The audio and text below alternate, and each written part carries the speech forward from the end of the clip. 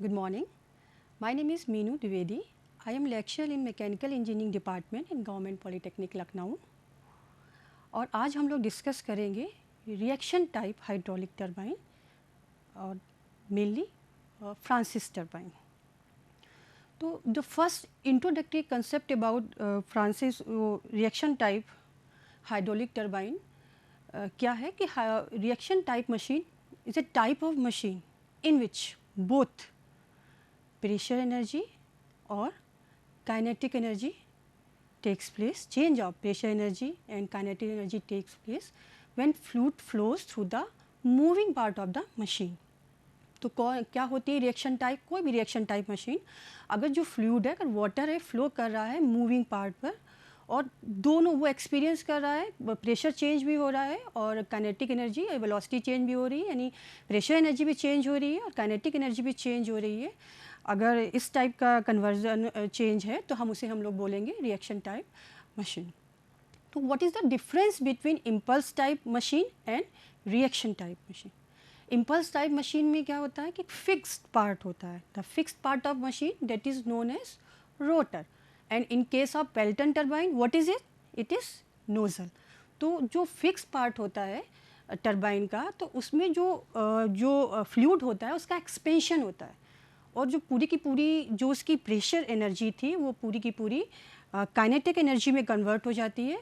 और उसके बाद स्टेटर से निकलने के बाद, नोजल से निकलने के बाद, जब फ्लूइड मूव करता है moving part of the machine that is rotor, तो क्या होता है वहाँ पे प्रेशर कांस्टेंट रहता है थ्रू आउट. जब फ्लूइड फ्लो करता है रोटर पैसेज से तो प्रेशर कांस्टेंट रहता है और वेलोसिटी चेंज होती है. और जो ये वेलोसिटी चेंज है वो यही रिस्पॉन्सिबल है वर्क प्रोड्यूस करने के लिए impulse turbine, impulse type machine में. तो अब हम बात करते हैं रिएक्शन टाइप मशीन में. रिएक्शन टाइप मशीन में जो फिक्स्ड पार्ट होता है उसे हम लोग क्या बोलेंगे? स्टेटर. स्टेटर बोलेंगे. और जब फ्लूइड फ्लो करता है स्टेटर से तो one part of pressure energy that is converted into kinetic energy, यानी पूरी की पूरी प्रेशर एनर्जी काइनेटिक एनर्जी में कन्वर्ट नहीं होती है, but A part of pressure energy is converted into kinetic energy. और जब ये फ्लूइड जिसके अंदर प्रेशर एनर्जी भी है और काइनेटिक एनर्जी भी है, कहाँ जाएगा? जब ये जाएगा रोटर पैसेज पे, जो ब्लेड्स का पैसेज है उनसे जाएगा, तो उसके अंदर तो ये दोनों चेंज एक्सपीरियंस करेगा, प्रेशर एनर्जी का चेंज भी और काइनेटिक एनर्जी का चेंज भी जब वो मूविंग पार्ट में फ्लो करेगा. तो जो रोटर का जो मूविंग पार्ट है तो इसमें प्रेशर एनर्जी चेंज होती है और रिलेटिव वेलोसिटी चेंज होती है. तो जो चेंज होता है ये हम लोग एक्सपीरियंस कहाँ पे करते हैं? Moving part of the machine. तो ये जो बेसिक डिफरेंस है इम्पल्स मशीन और reaction machine of any kind, कोई भी तरह की अगर इम्पल्स मशीन है वो रिएक्शन मशीन में, उसमें ये बेसिक डिफरेंस होता है कि जो चेंज प्रेशर होता है वो कांस्टेंट रहता है इम्पल्स टरबाइन के मूविंग पार्ट पे और वेरी करेगा प्रेशर और वेलोसिटी दोनों वेरी करेंगे कहाँ पर? रिएक्शन टरबाइन के मूविंग पार्ट रोटर पर. तो ये तो इंट्रोडक्टरी कंसेप्ट था हमारा कि इम्पल्स टरबाइन और रिएक्शन टरबाइन में कैसे हम डिफ्रेंशिएट करेंगे. अब हम आते हैं कि most popular reaction type machine that is known as Francis turbine. तो फ्रांसिस टरबाइन ये Francis turbine is a inward flow turbine. सबसे पहले देखते हैं कि फ्रांसिस टरबाइन का नाम क्यों पड़ा Francis turbine. It was first developed by an American scientist और इंजीनियर जे फ्रांसिस. उन्हीं के नाम पर इसका नाम फ्रांसिस टरबाइन पड़ा. और ये एक इन्वर्ट फ्लो टरबाइन था, इन्वर्ट रेडियल फ्लो. तो जब भी हम लोग रेडियल फ्लो टरबाइन की बात करें, रेडियल फ्लो की बात करेंगे कोई भी मशीन की और वो टरबाइन हो तो it must be invert flow. क्यों होना चाहिए ऐसा? इन्वर्ट क्यों होना चाहिए? कि जो लोकेशन है उसकी, जो फ्लूइड के एंट्रेंस की लोकेशन है must be higher radius as compare to exit. इससे क्या होगा? जो सेंट्रीफ्यूगल हेड में डिक्रीज़ होगा, जो सेंट्रीफ्यूगल हेड में डिक्रीज़ होगा वो कन्वर्ट किस में हो जाएगी? That is work done by the rotor. तो वो उसमें कन्वर्ट होता है. तो इसलिए जब भी हम इन्वर्ट फ्लो की, रेडियल फ्लो की बात करेंगे और टरबाइन की बात करेंगे, it must be invert flow radial turbine. अब आते हैं मेन हमारा फ्रांसिस टरबाइन। तो कौन कौन से मेन कंपोनेंट्स होते हैं फ्रांसिस टरबाइन के? तो मेन कंपोनेंट फ्रांसिस टरबाइन के this is spiral casing. Spiral casing, जो फ्लूइड है वो फ्लूइड एंट्रेंस कहाँ से करता है? यहाँ पर जो पेनस्टॉक से फ्लूइड आ रहा है उसके अंदर प्रेशर एनर्जी भी है और उसके अंदर काइनेटिक एनर्जी भी है। तो फ्लूइड कहाँ पे आएगा? यहाँ पर। ये मेन एंट्रेंस है फ्लूइड का। उसके बाद टिपिकल जो ये पैसेज है इसमें फ्लो करता है, ये टिपिकल पैसेज, इसको हम लोग क्या बोलते हैं? इसको बोलते हैं हम लोग स्क्रॉल केसिंग। स्क्रॉल केसिंग और वॉल्यूट केसिंग और स्पाइरल केसिंग। तो ये जो टिपिकल ये एरिया है, इस जो एरिया है डिक्रीजिंग एरिया है in the direction of flow of fluid या फ्लो ऑफ वाटर।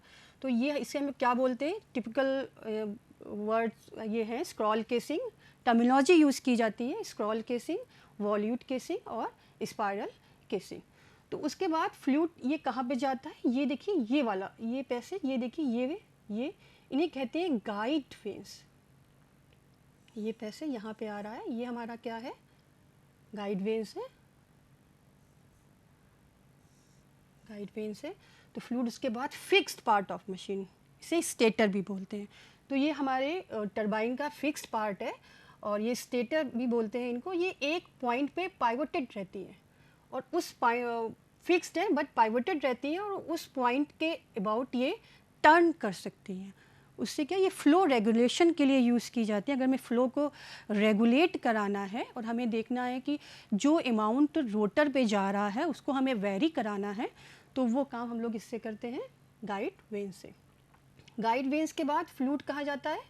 वाटर कहाँ जाता है? ये देखिए ये दिस इज रनर।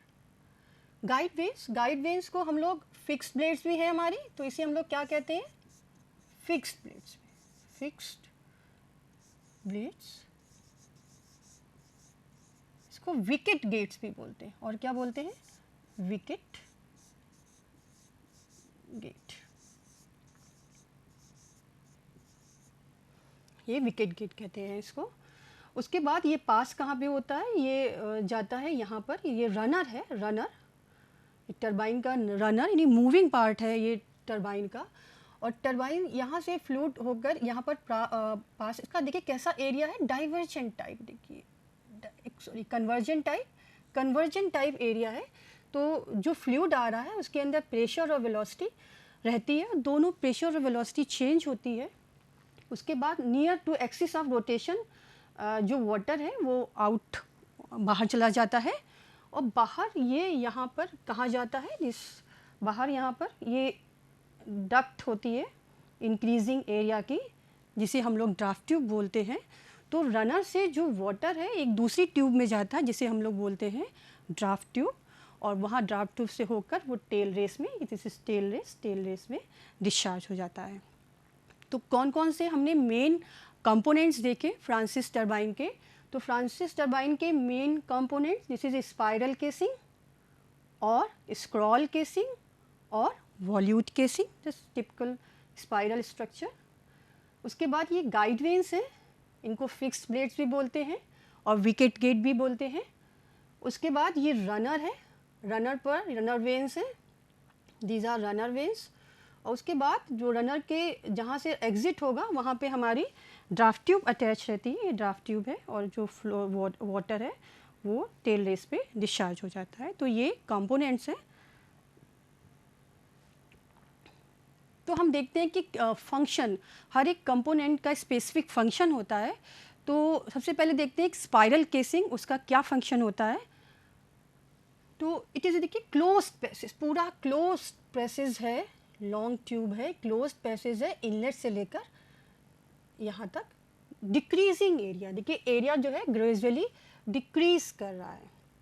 डिक्रीज कर रहा है, क्यों डिक्रीज कर रहा है? कि जो वाटर आ रहा है वो पेन स्टॉक से, तो सबसे पहले कहाँ जाता है? केसिंग में। तो more and more fluid is drawn towards the runner, अधिक से अधिक फ्लूइड जो क्या है रनर की तरफ फ्लो कर जाता है। तो जो अमाउंट आगे जा रहा है फ्लो का वो डिक्रीज़ कर जाता है। तो अगर वो फ्लो डिक्रीज़ कर गया है तो उसके अमाउंट में ही उसी के प्रोपोर्शन में जो एरिया होता है ट्यूब का वो भी डिक्रीज़ होता है, ताकि एक समान वेलोसिटी से, यूनिफॉर्म वेलोसिटी से जो फ्लूइड है वो रनर की तरफ एंटर करें। देखिए रनर की तरफ यूनिफॉर्म वेलोसिटी से, ये एरोज दिख रहे हैं, ये यूनिफॉर्म वेलोसिटी से रनर की तरफ एंटर करता है। तो ये हमारा स्पाइरल केसिंग का वर्क होता है। उसके बाद स्पाइरल केसिंग के बाद फ्लूइड कहाँ पे जाता है? Guide vanes. गाइड वेंस देखिए, गाइड वेंस पाइवोटेड रहती है, ये पाइवोटेड है और इनके बीच के स्पेस को हम वेरी करा सकते हैं। यहाँ पर देखिए जो फॉर्म लाइन में है, तो जब ये ऐसी थी तो इनका बीच में देखिए ये स्पेस था, मोर एरिया ऑफ फ्लो था, और जब ये डॉटेड लाइन देखिए, जब डॉटेड लाइन में हो गई ये डॉटेड लाइन, देखिए कैसे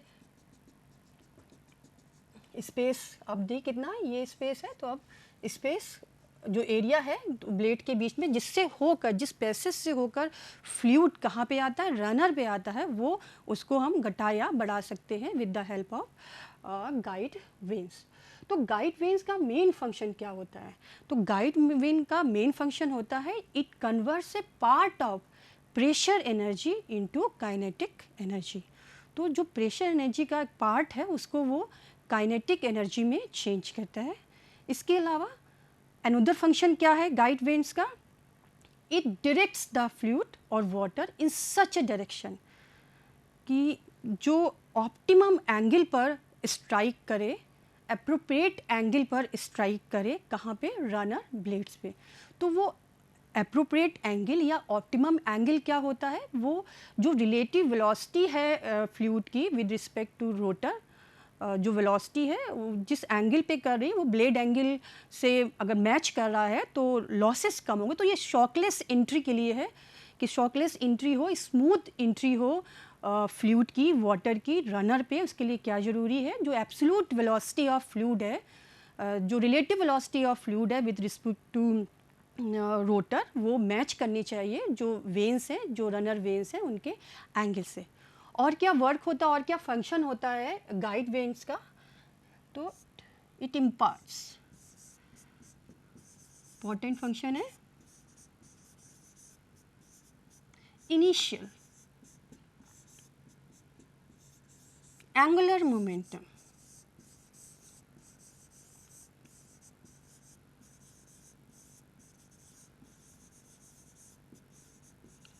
of the fluid.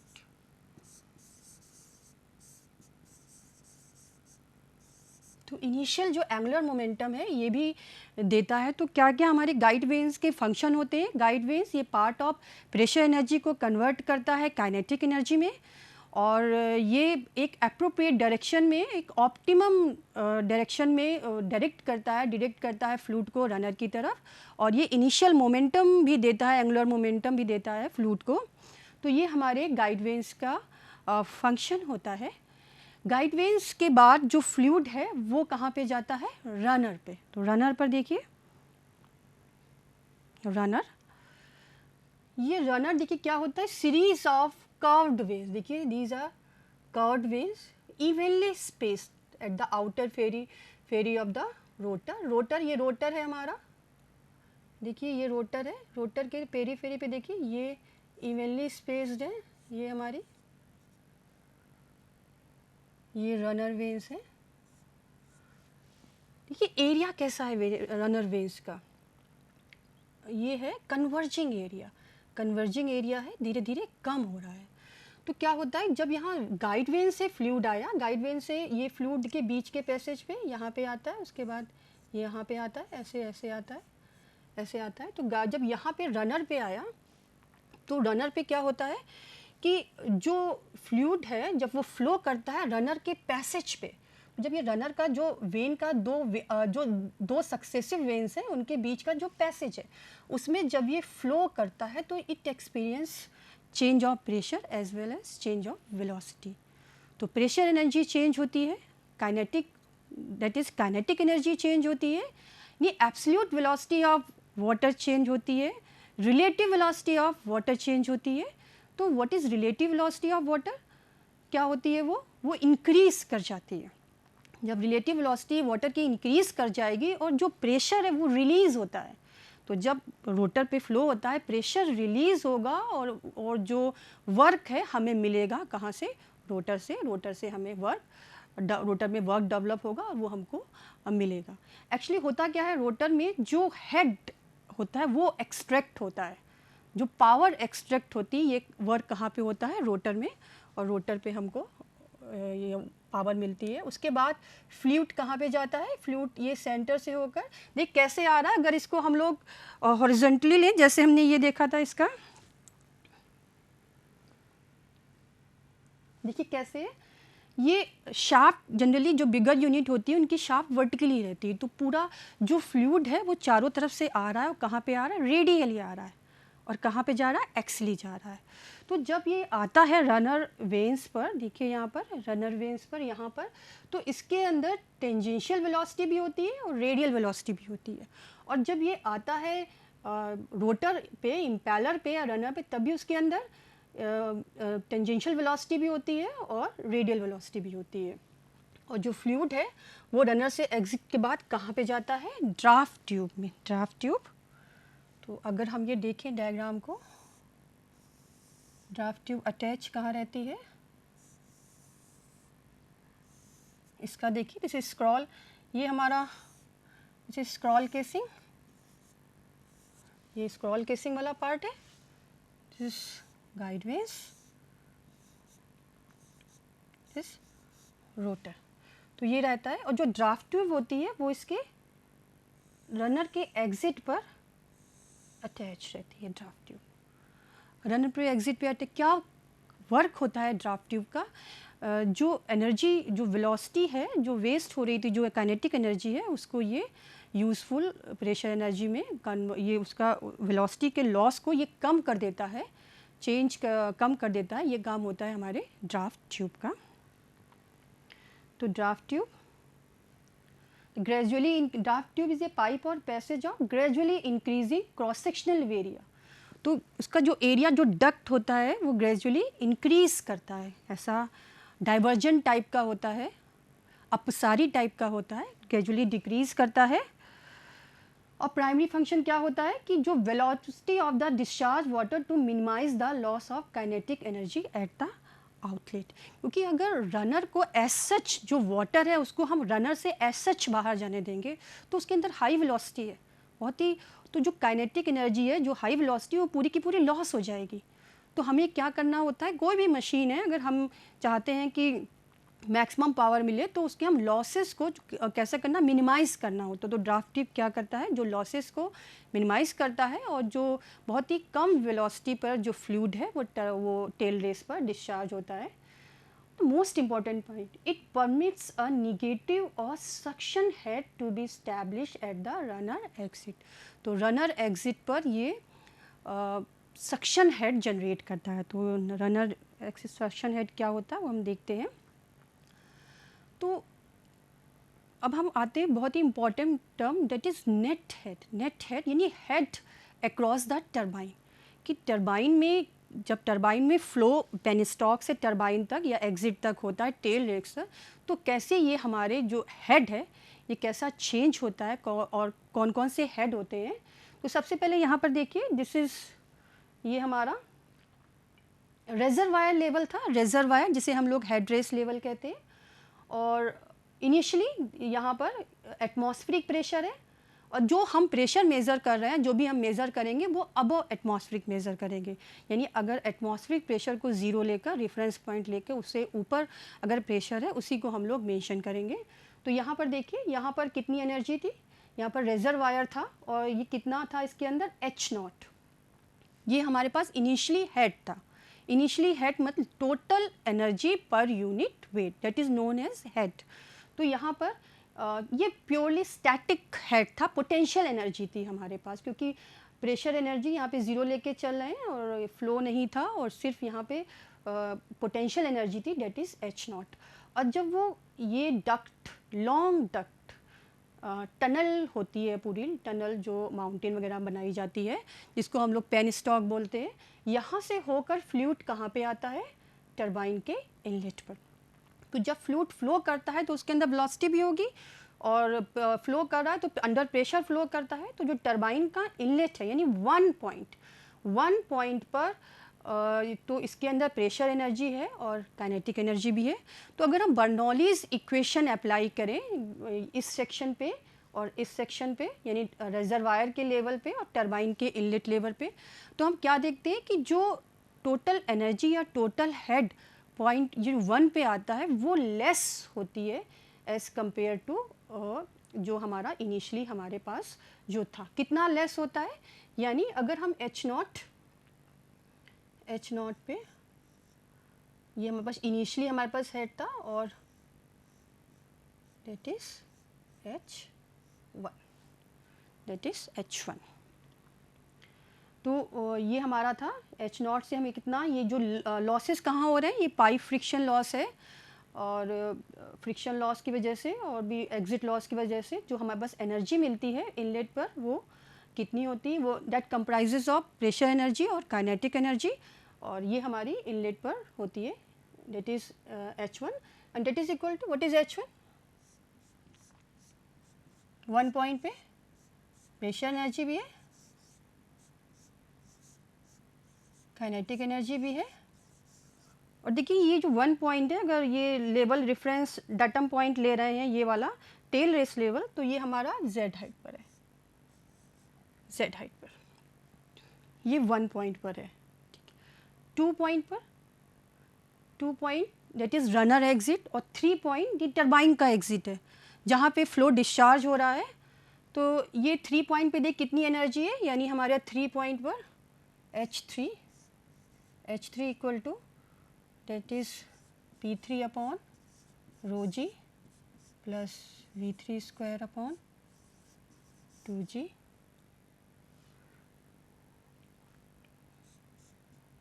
Plus Z reference line zero, but P3 upon ये भी ज़ीरो है।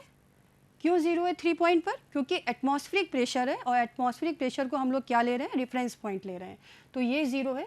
तो जो नेट हेड, यानी जो इफेक्टिव हेड जो वर्क प्रोड्यूस कर रहा है, विच इज़ रिस्पॉन्सिबल, रोटर को जो पावर प्रोड्यूस हो रही है उसके लिए कितना है, कौन सा हेड रिस्पॉन्सिबल है, that is H1 minus H3, और H3 तो यहाँ पे प्रेशर एनर्जी कितनी हो जाएगी, ज़ीरो है, और काइनेटिक एनर्जी वेलोसिटी कितनी है, V3 स्क्वायर अपॉन 2G, यानी सिर्फ वहाँ पे वेलोसिटी हेड है एग्जिट पर, ना प्रेशर हेड है ना इसके अंदर स्टैटिक हेड है। तो H1 माइनस H3 ये हमारे पास नेट हेड अवेलेबल है, इफेक्टिव हेड है जो वर्क में कन्वर्ट हो रहा है। तो इसको हम लोग हेड अक्रॉस टरबाइन भी बोलते हैं, इसे हम लोग क्या बोलते हैं, हेड अक्रॉस टरबाइन।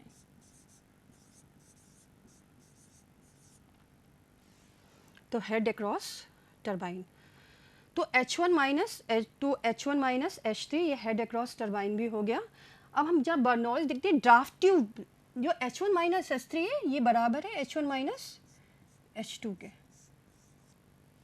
अगर हम लोग लॉसेस नहीं ले रहे हैं, फ्रिक्शन लॉस नहीं ले रहे हैं टरबाइन में, अगर फ्रिक्शन लॉस नहीं ले रहे हैं तो जो हेड जो 2 पर हेड होगा वो वही 3 पर होगा। केवल हो क्या रहा है, ड्राफ्ट ट्यूब लगाने से एनर्जी कन्वर्जन हो रहा है, जो प्रेशर एनर्जी है वो धीरे धीरे बढ़ रही है, जो वेलोसिटी है वो कम होती जा रही है, क्योंकि एज सच अगर हम रनर से एग्जिट करने देंगे तो हाई वेलोसिटी पे हाई वेलोसिटी पे जो फ्लूइड है वो बाहर निकलेगा।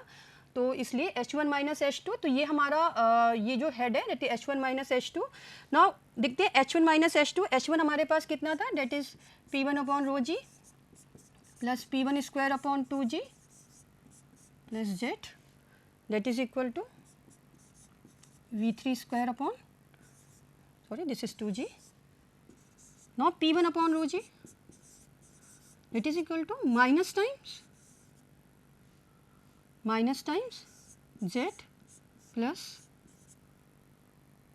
it is 2 P2 Z plus V2 square upon minus V3² upon 2G। तो हम देखिए इस इक्वेशन पे, ये इक्वेशन जो है यहाँ पर, तो V2 है इसके यहाँ पर वेलोसिटी और ये ज़्यादा है as compare, V2 is greater than V3, तो ये वैल्यू पॉजिटिव है। Z डिस्टेंस है तो ये भी पॉजिटिव है, तो टोटल जो ये है ये नेगेटिव वैल्यू, यानी यहाँ पे P2 upon rho g, that is P2 upon rho g, यानी जो टरबाइन का एग्जिट है 2 पॉइंट पे, वहाँ पर क्या है, सक्शन हेड है, सक्शन हेड निगेटिव हेड है। तो उससे क्या होगा, जब निगेटिव हेड होगा तो 2 पॉइंट देखिए, जो H1 माइनस H2 जो 2 पॉइंट है, अगर ये निगेटिव हेड है तो जो H2 की वैल्यू ये क्या हो जाएगी, ये कम हो जाएगी, क्योंकि सक्शन हेड है। क्योंकि अगर ऐसे ही डिस्चार्ज होते तो वहाँ पे एटमॉस्फेरिक प्रेशर होता, और ये क्या है, एटमॉस्फेरिक प्रेशर से कम है, तो जो 2 की वैल्यू H2 की वैल्यू कम हो जाएगी, जो नेट हेड अक्रॉस टरबाइन है, दैट इज H2 की वैल्यू कम हो गई, तो जो H नेट है वो क्या है, वो बढ़ जाएगा। और H नेट अगर बढ़ जाएगा तो जो हमारे पास वर्क है, जो रनर वर्क दे रहा है वो बढ़ जाएगा। तो ये एडवांटेज है ड्राफ्ट ट्यूब का। साथ साथ अगर सक्शन, तो हमें अब ज़रूरत नहीं है कि हम टरबाइन को टेल रेस पे इंस्टॉल करें, हम किसी भी हाइट पर इसको इंस्टॉल कर सकते हैं। लेकिन ये भी डेंजर है, क्या है कि सक्शन हेड है 2 पॉइंट पे, जो प्रेशर हेड है वो उस वर्किंग टेम्परेचर पर उसके वेपर प्रेशर से कम नहीं होना चाहिए। तो अगर वेपर प्रेशर से कम हो जाएगा तो क्या, कौन सा फिनोमिना, कैविटेशन एक्सपीरियंस होगा। तो इसलिए इसकी भी एक लिमिट है, किसी हाइट तक ही हम लोग इसको कर सकते हैं। तो ये है कि कौन कौन सा ये नेट है और कौन कौन क्या यूजेस हैं हमारे ड्राफ्ट ट्यूब के। ड्राफ्ट ट्यूब से क्या होता है कि हम किसी पर्टिकुलर ज़रूरत नहीं है कि हम टेल रेस लेवल पे हम उसको इंस्टॉल करें, हम उसको हाई लेवल पे भी इंस्टॉल कर सकते हैं टरबाइन को। बस ध्यान रखना है कि कैविटेशन ना हो। तो ये हमारा पूरा एक इंट्रोडक्शन था, एक बेसिक आइडिया था हमारा फ्रांसिस टरबाइन का। Francis turbine reaction type, most popular reaction type machine, that is Francis turbine.